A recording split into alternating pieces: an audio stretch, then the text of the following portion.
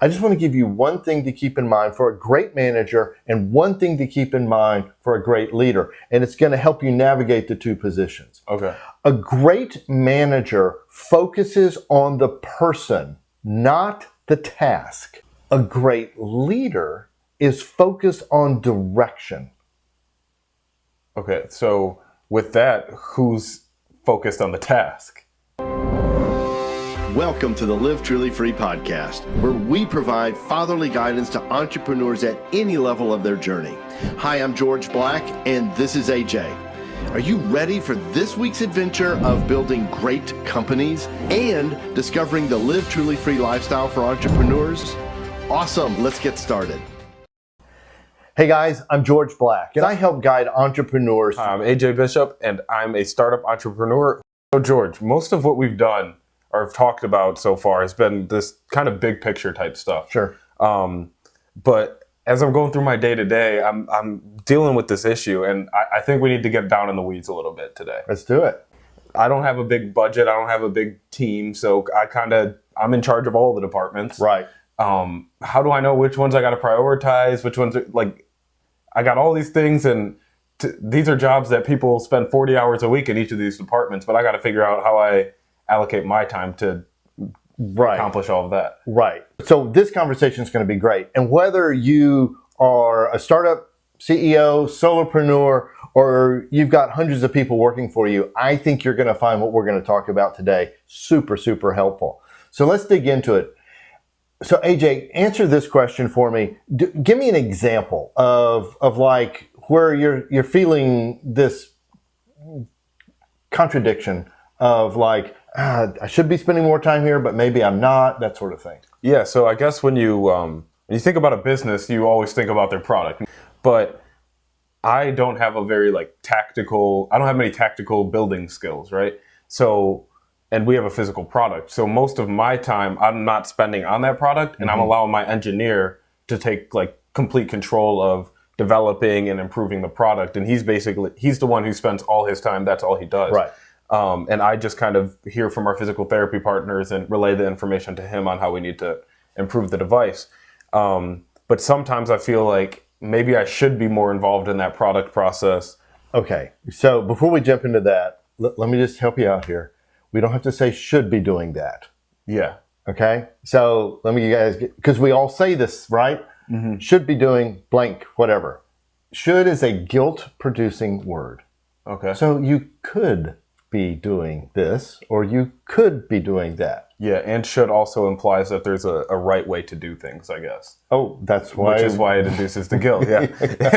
Exactly. So how does that feel? Does that feel better? Like you could be doing this, or you could be doing this? That feel exactly. And then I guess managing that trade-off between what I could do would be the question that I can eliminate should. Okay. So I'm just trying to, take a little pressure off of you here. So the question really is, how do I manage as a startup CEO? Yeah. All right. So I want to break that apart because there's some contradictions embedded in the question. Manage and CEO. And I want to compare those two and dig into that. Okay. And so as a startup CEO, you don't have a large team and all of that. So in fact, let's go here first. What would be the ideal for you right now as a startup CEO? So ideally, I'd have a couple more people working with me. Okay. That can take care of all these departments for me, and then my job would be to manage them and coordinate our departments to make sure we're operating in unison as an organization. That's kind of how I view my role I view the ideal role of a CEO. Okay. So CEO is an abbreviation. And so does the C stand for coordinator? No, it stands for chief. Oh, okay. Chief Executive Officer, right, guys? Yeah. Okay. So I asked that on purpose because you're going to hear where I'm going to go. So I want to break this down super simple. Look, first of all, let me just tell you, there's some great stuff out there on leadership, and maybe we should do a whole thing on resources for that. But I want to boil it all down because I've looked online and stuff just out of curiosity. And you get the 20 characteristics, the 50 this, the 30 that. And it's way too much. Mm-hmm. I want to give you one thing. I just want to give you one thing to keep in mind for a great manager and one thing to keep in mind for a great leader. And it's going to help you navigate the two positions. Okay. A great manager focuses on the person, not the task. Okay.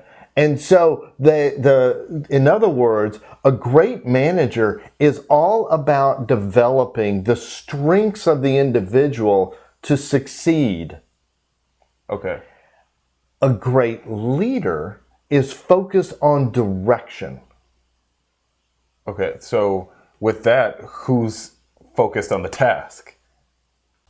Because so when I think of a manager, I have some restaurant work experience, and I was a server. And our managers, I guess from my experience, they weren't very involved with, oh, how do I make AJ a better server? That was kind of just like me figuring it out on my own and talking to my coworkers. They were more concerned with, is AJ giving good service to his tables? That's very good. That's a very good question, a very good observation. And it's very typical. In my scheme of things, I would grade that as a poor manager. Okay. A bad manager. So, because if you became a great server, you're going to make more money. And a great manager would be excited about that, your success. And if I'm a great server, I'd be giving great service. And guess what? They're going to have a great restaurant because the people are going to come back because it's such a great place to come. Here's the thing. Everything you're going to hear here is about relationships, okay? It's people. And it's how you do the people. So I'm thinking about, so I've helped lead a number of companies, 19 companies. And in that, I've experienced great leaders and great managers. And so what I'd like to do is go from, I'd like to talk about great leaders first, okay? And at this one, so I'm going to not use any names. I'm not going to use any companies, all right? But so a great leader at this one company was absolutely knew the direction the company needed to go. Okay. And he was ruthless about that. Now, here's the thing. He gave everybody full credit and more credit than maybe they actually deserved. All those people were helping get it to the direction. He was not concerned about his own, he was not concerned, it wasn't an ego thing for him. In other words, he was more concerned about the success of the company than whether he got applause for what he was doing. Okay, so if I want to pull that to my situation here, in terms of the product, this could maybe be, I'm in the right for not being too involved with it because I'm empowering my engineer to take control and make a great product. And every time he's come up with a new innovation or anything, I always praise him. I always tell him he's doing a great job, and like we wouldn't be like, he's really helping us push forward. Is that so? Maybe I'm in the right for staying away from the product and kind of keeping arm's length for it? Let's not be too quick to draw conclusions. Okay.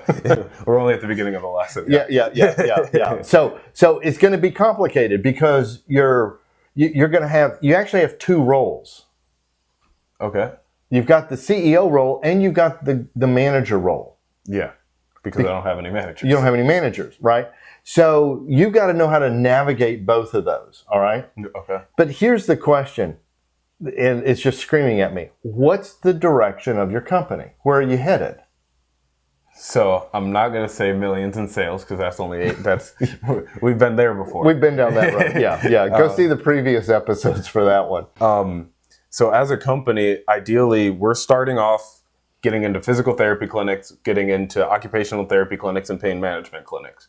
And we're going to start off by helping people rehabilitate their injuries. Okay, I'm not asking where you're starting. And then I'm asking where you're going to end up. And then as we're going, not only will it be used in the rehab process, but we also want it to be used as a preventative device as well. So for athletes like baseball players, tennis players, boxers, swimmers, they would use the device as a warm-up or just as part of their regular lifting routine. Why would they use this product? To help minimize the chance of injuring their shoulder and maintain that range of motion, strengthen the rotator cuff. Wrong. How? No, why?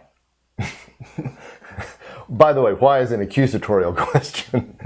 if you want to really know the truth. So here's the thing. The reason they're going to use it is it's the best product in the market to fix shoulders. Okay, and that's this grand strategic vision. That's the direction. Or yeah. We want to be, I'm not part of the company, but I'll use we. We want to be the best shoulder rehab medical equipment. So that being the in best industry. shoulder rehab and preventative exercise product on the market, that's our grand strategic vision. Or Well, maybe, but it's definitely direction. okay. In other words, what we're looking for, like the CEO I'm talking about, he knew what he wanted the company to become. And this is beyond, so this is what the company would become. All right. Okay. This is about, we want to be the leading shoulder rehab device in the industry. Okay. And then you're expanding that to be not only from shoulder injury, but also as a preventative. Yeah. So we want to dominate, any kind of shoulder issue with this device. Yeah, we want to make our product the go-to. I'm concerned about my shoulder, or my shoulder's injured. I need to go get All right. AJ's product. Let's go back to your engineer situation.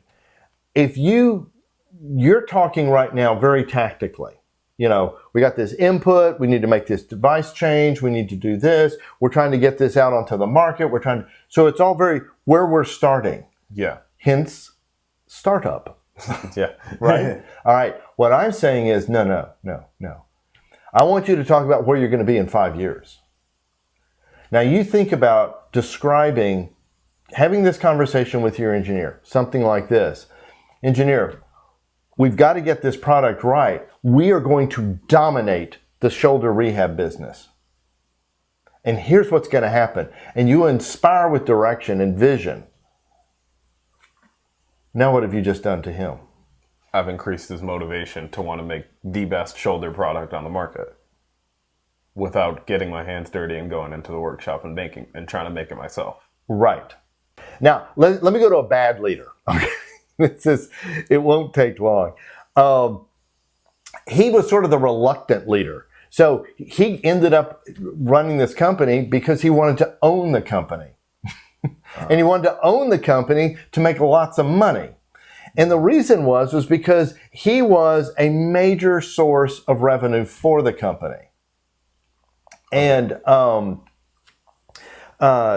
but he was all about getting all the credit. He was desperate that everybody recognized that if it weren't for him, nobody would have a job.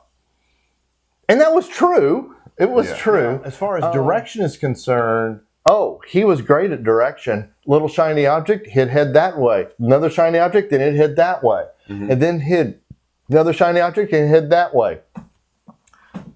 I've never seen a company so dysfunctional in my life.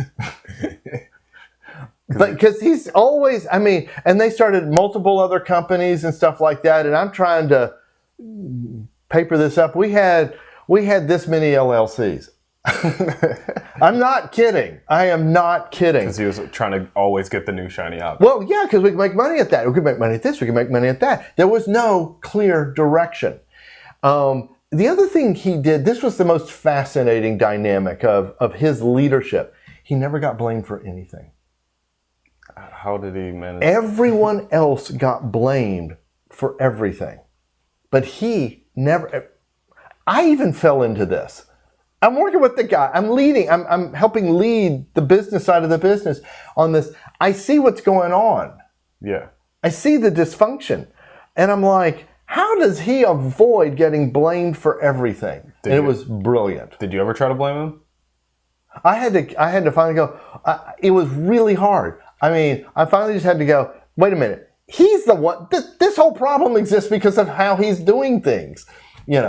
If he didn't go shiny object to shiny object, we wouldn't have this problem, this kind of thing. But the thing was that, and the way he did it was he pushed stuff away from him, took full credit for the good stuff, bad credit went to everybody else. So let's now look at a great manager, okay? and this is another true story, again, to remain nameless or something like that, finds himself through circumstances in running a large corporation that he spent time learning under the owner CEO, all of the things, and became the president, and then would move into the CEO position. And there are hundreds of employees, and it's a manufacturing business. He was a fascinating guy. I learned so much from him. He knew every person that worked for him. In a massive corporation. Massive. Hundreds of people, hundreds and hundreds of people. And he knew about their lives. Like the guy pushing the broom, cleaning out the shop floor. Joe, how you doing? How's your wife doing? I heard she had been sick. I mean, it was amazing. And he wanted every employee to be better. And what's their strength and what's their ability and how do we get them doing more of that? And he was excellent at spotting talent and finding the right person for the right job, or even within the organization. You know, I think Bob's got more potential than he's showing right now. Let's put him in a higher position and see what happens. And so he had layers. He had senior VPs and VPs and directors and all this stuff. But he was actually a great manager. So he was a great manager because all he cared about was the people at the company and pushing them to being the best versions of themselves. Okay, so let's talk about a bad manager to contrast, and I think this is going to help fill in some gaps. Okay. So this guy was a very good salesman and ended up wanting to own the company, similar to the bad leader, because he could make more money. And he was not a leader. He just managed to get things done. Okay, so we need these POs placed, we need these orders done, we need this delivered, all that kind of stuff. So you just manage all of these things to get it done. He basically sees people as an end to get the job done. He doesn't see people as an end to themselves. What I mean by that is he doesn't see them becoming the best version of who they are. He just sees everybody who's working there as someone to go get this done, do this, do that, do this, do this. Because the most important thing is to get the job done. And day in and day out, year after year, he comes to work expecting everybody to come to work, give their best to just get the jobs done, hit the sales quota, get the deliveries done, have a profitable year, you got your paycheck. What's the problem? And okay, I think I'm starting to piece together between these two. So he being comparing our bad manager and our good manager. Correct. One only cared about getting the job done. The other cared about getting his people to be, you can say done, but like to the final version of themselves, the best version of themselves. And who would you want to work for? Definitely your good manager, the one who is investing in me. And that also creates like a positive culture where they become more invested in the company, and because they're invested in the company, because emotionally invested in the company, they then want the company to do better, and they see how their work directly contributes to that, which helps them get the job done, and not even just the job done. They want to go above and beyond to help the company. Is that right? Kind of on the right track now? Yeah. I've seen, similar to the bad manager, bad leaders who are so sales focused that their direction is, let's increase sales. Let's expand our territory. Well, okay, I work here because it's a job and it pays well. Yeah. But you've got my loyalty because of the paycheck. Not because of the mission. Not because of the direction, not because of the great leader who he gives me credit for what I do. Yeah. And you never hear that from bad leaders or bad managers. And they also set, because people, I mean, you're working there for 40 hours a week. Like that is where you spend the majority of your time. That good leader and that good manager, they made that place be somewhere that they can enjoy rather than I'm just getting my paycheck. Look, I think everybody has a propensity to either being a leader or being a manager. I've been a manager, but I've been in the job of a manager, and I did okay, all right? I wasn't a great manager. I did check a couple of the boxes there, but I'm a very good leader. I am better on the leader side.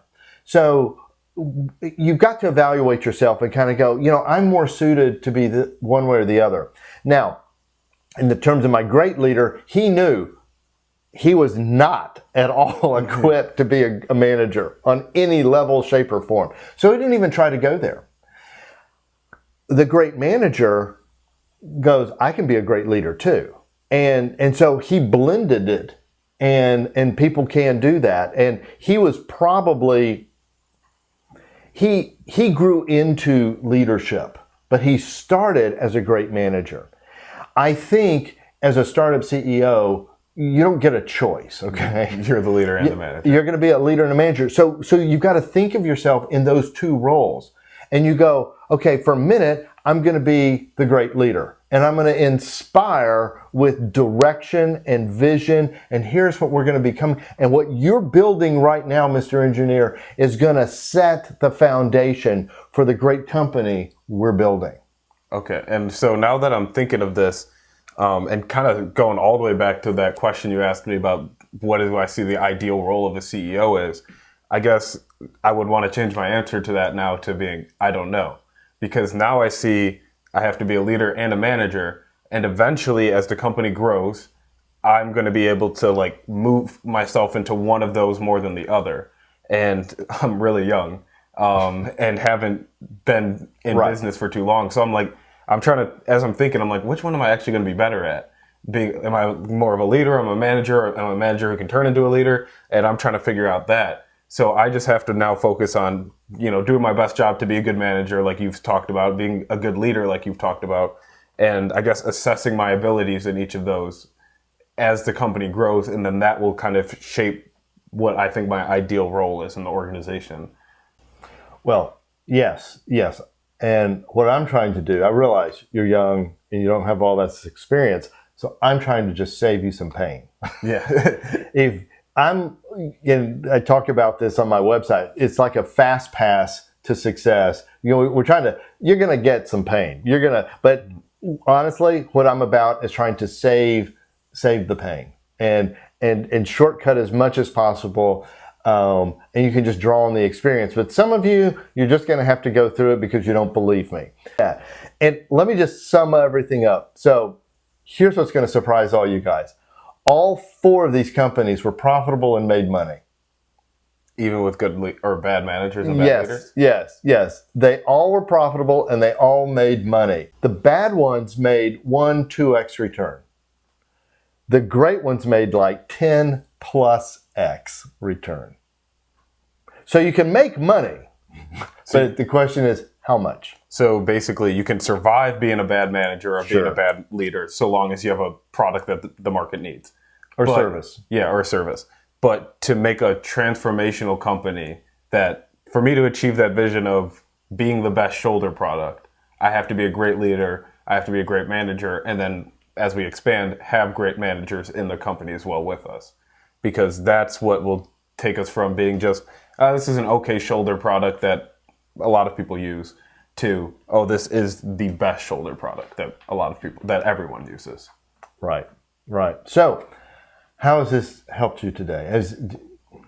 It's very helpful, I would say. And I've realized now it's managing it's knowing when I got to be leader and when I got to be manager. Mm-hmm. Yeah. It's all situation dependent. Yeah. So I think you're going to do great with this. I'm very excited. Yeah, I'm excited with my my new vision and my new guiding thought process. Awesome. So guys, for more videos like this one, click this video. I know you're going to love it. And we will see you in our next episode.